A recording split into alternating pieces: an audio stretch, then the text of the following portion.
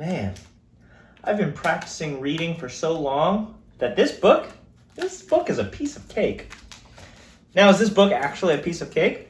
No, it's a book called Green Grass, Green Snake. Not a piece of cake, but piece of cake is an idiom for something that is easy. And for me, I've read this book so much that it's easy for me to read. Hi, I'm Yo from Hand2mind, and this is the second day for the 8th week of the 3rd grade Teach at Home series. And today we're going to continue talking about idioms. So let's get to it. As promised in our previous lesson, today we're going to dive a little deeper into the world of idioms. So let's get started. So idioms, just a review. Idioms are a common part of written and spoken language all over the world. They're not to be taken literally. So the words in an idiom, you do not read them literally. They're read as a phrase that is taken figuratively, which is a new term, meaning you don't read it word for word and it, like, use every word in the context of what you're talking about, but you take it figuratively, meaning you have to know the definition or meaning of that phrase, and then you can apply it to whatever context you're talking about. Only exposure and possibly an explanation will help you understand the meaning of an idiom.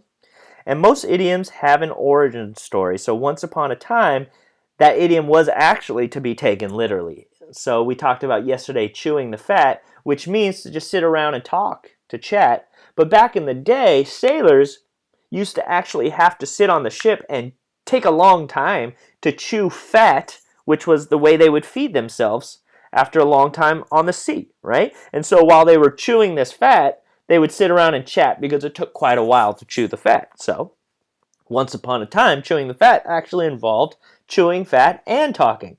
Now, chewing fat is just talking. So there are ways to understand an idiom, and we talked about one way is just to look it up. Another way, you can ask somebody who knows the meaning, and then another way, and this is a way we work on in this lesson and yesterday's lesson, is to use context clues. So it's the same idea as using context clues to understand the definition of a word that you don't quite know when you're reading it. We can also use context clues to understand the definitions of idioms. So that's a very important one for us. So let's practice reading some idioms and defining them. And then we're going to add one more step to our practice, and that is we're going to use it in a sentence. So let's get started. My brand new car is already falling apart. Its transmission broke, its battery isn't working, and one of the seatbelts won't lock. I bought a lemon. So first let's find the idiom. And everything in this sentence seems to make sense until you get to the very end where it says, I bought a lemon.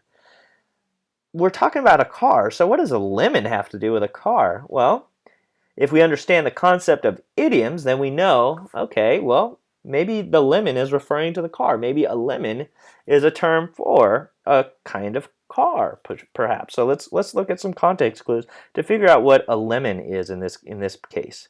So we're talking about a car, and it's falling apart. Transmission's broken, the battery isn't working, seatbelts won't lock. Seems like a pretty junky car, right? So maybe a lemon is a car that is in poor condition. So if we want to use that in a sentence, well, a good sentence could be, I wouldn't buy a car from that lot if I were you. My friend bought quite a lemon from them last year. And that would make sense. So I challenge you to try to use the word lemon in referring to a car at some point today. Let's do another one. I can't stop eating sugary snacks. Dessert is my favorite meal of the day. I have such a sweet tooth. Okay, once again, this idiom seemed to have snuck in at the very end, right? Sweet tooth. I have such a sweet tooth. Everything else makes sense, but sweet tooth, well, first of all, teeth aren't made of sugar. How can they be sweet, right? So that doesn't make a whole lot of sense. So let's use context clues to figure out what does sweet tooth mean. So we're talking about eating sugary snacks and dessert being the favorite meal. So maybe having a sweet tooth, maybe that means that you really like sweet things. So sweet tooth, yeah, desire for or addiction to sweets. All right, so let's use that in a sentence. I always keep a carton of ice cream in the freezer to keep my sweet tooth satisfied. Okay, to keep my desire for sweets satisfied, my sweet tooth. Let's do another one. Last night, my nose became runny. Then this morning, I woke up a little under the weather. I won't be going into work today. Interesting. So what's interesting to me, the part that stands out is this under the weather part. Because first of all, that's a unique phrase. Second of all, we're always under the weather. So what's so special about being like, right? The sky is above us, so we're always underneath the weather unless we're flying in a plane and above the clouds, and so we can see the rain below us, I guess. But usually we're under the weather, right? So what does it mean in this context to be under the weather? Like, what's so special about using that? And so let's use some clues. Nose is a little runny. Won't be going into work. Usually that kind of means you're sick. And yes, under the weather does mean sick or feeling unwell. So let's use that in a sentence. I can't believe it. It's been an entire week and I'm still feeling under the weather.